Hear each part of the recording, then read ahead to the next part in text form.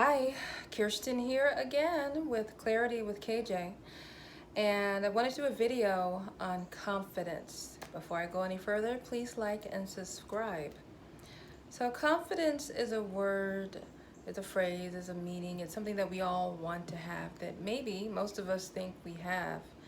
But how is confidence really defined? Well, it can be defined in many different ways. It could mean belief in self. It could mean trusting your gut. It could mean keeping your word. It could mean feeling powerful no matter what's happening. It could mean feeling courageous. It could mean liking how you look. It could mean having many friends. It could mean a myriad of different things. And what it comes down to is, how do you define it for you, really, I think. Because it doesn't have to mean one thing. And for me, confident means not worrying what other people think. It's really that simple. That my self-worth, that my self-belief, that how I feel about myself is not determined by what other people say about me or to me. Now, that hasn't always been the case. I'm in my 40s. I'm actually about to celebrate my 43rd birthday in a few days. And I would say, of course, the teens for a lot of people is very difficult. We can go through our own personal traumas. I know I had mine, as many of you know. My disability, my physical disability, affected me tremendously. And so in my 20s, I was just kind of living based on the things that I did not truly allow myself to feel as a teenager, because I came down with a disease as a teenager at 11. I really wasn't even a teenager yet.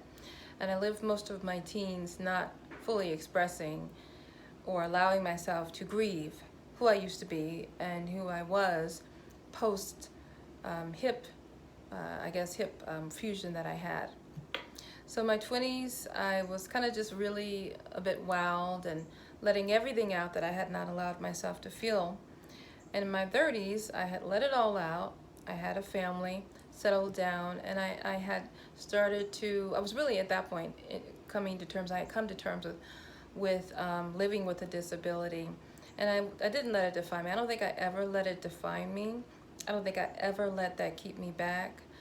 But what happened is, what people said to me, how they defined me as a result largely of my disability, I allowed that to define me. And yes, I will use the phrase, I allowed that to happen.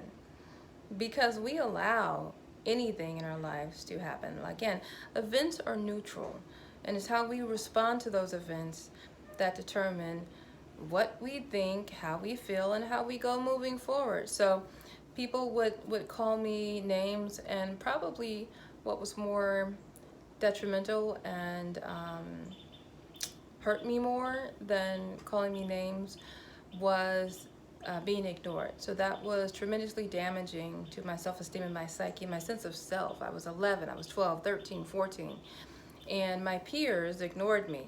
And if they didn't ignore me, they were teasing me, they were bullying me, and that was probably 90% of my interactions with people my age. And so as a result of that, what I learned is I am not important enough to be paid attention to. That being ignored is where I'm at. And whether it was my disability or whatever it was, I know that as a little girl, 11, of course I blamed myself. Something was wrong with me because of this hip disease, because of whatever. I was not good enough to be friends with. Of course, I grew out of that. I learned that that had nothing to do with that, really. I mean, I think people were uncomfortable with not knowing really how to interact with someone who was walking on crutches, who was in a wheelchair, who could not stand up, who could not do the things that they could do. And they didn't really know how to confront that. They didn't know how to talk to me about it, didn't know how to respond. So the best thing really was to just, let's leave it alone. And I internalized all of that. So needless to say, my confidence was not terribly high as a teenager, and really in my 20s it wasn't. I mean, it probably seemed like it was higher than it was, because I let my looks lead me, my intelligence lead me. So I always felt smart. I always felt like I was good looking enough, to attract the kind of attention I wanted. But overall, deep down, I felt like I was going to be ignored because that's what happened when I was younger. I've learned now that's a narrative I made up in my head. And even if someone is going to speak something unto me, I don't have to take it in. I can reject it. I can think of it, look at it, and I can push it away. Or I can say, that's not me. I appreciate your feedback, your opinion, but I don't choose to take that on. I don't choose to let that define me.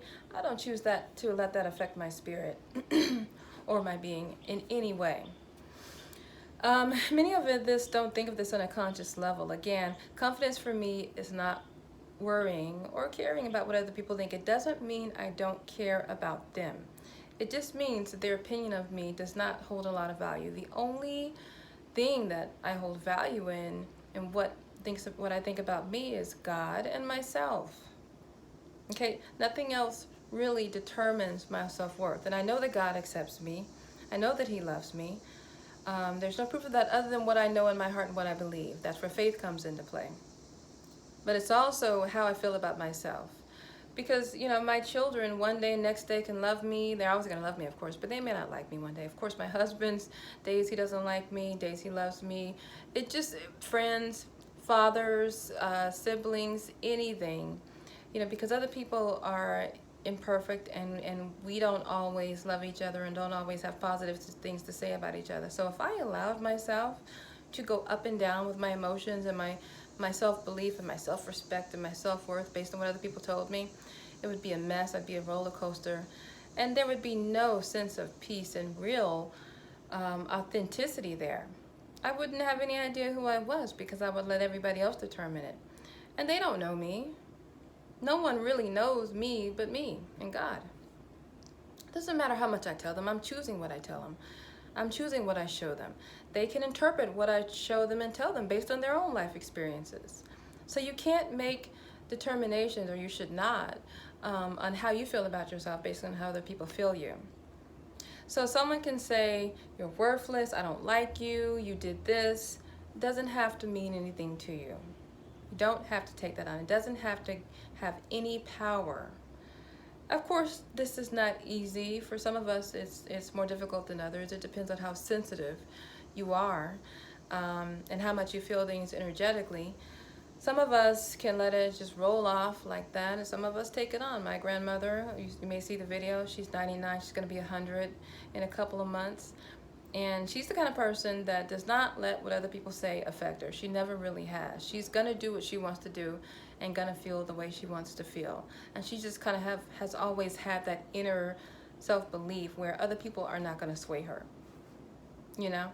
And that's just a grit thing, I would say. That's either there or it's not there, and you can work on it. But the point I'm trying to make is, for me, I'm not going to let my confidence be swayed by that. So I'm not going to, again, determine my confidence based on how I look, because again, that's going to change, on how smart I am, because that could change, on who my friends are, on how many friends I have, on how much I know, and where I live, and on all these physical things in the physical world. It's going to be determined on how I live my life, and if I live with integrity, which I do, if I am the kind of person that I know that I can be at my best, then I'm going to have confidence in myself. And no one else can tell me different. If I know what I'm doing, and I know what I stand for, and I know what I'm capable of, it's not going to matter what anybody else thinks or says about me, because they can say wonderful things, and that should not affect me. Because why? They can say negative things the next day just based on something happening with them. So it's very dangerous to get in a situation where you let adoration get to you and you let criticism get to you. Neither one should really affect who you are at your core, who you believe yourself to be, and how you feel about yourself. You can allow it to give you a moment of happiness or a moment of self-reflection. If someone says something negative, certainly it's an opportunity or a lesson there, if it's someone that you trust, but it doesn't mean that it has anything to do with having confidence in yourself. Conversely, if someone says you're wonderful, it doesn't mean that you're making good decisions all the time. So again, what is confidence? Confidence is a lot of things to a lot of people, but to me, it means I only care what I feel about myself and what my God feels about me. As always, life is now. Take care.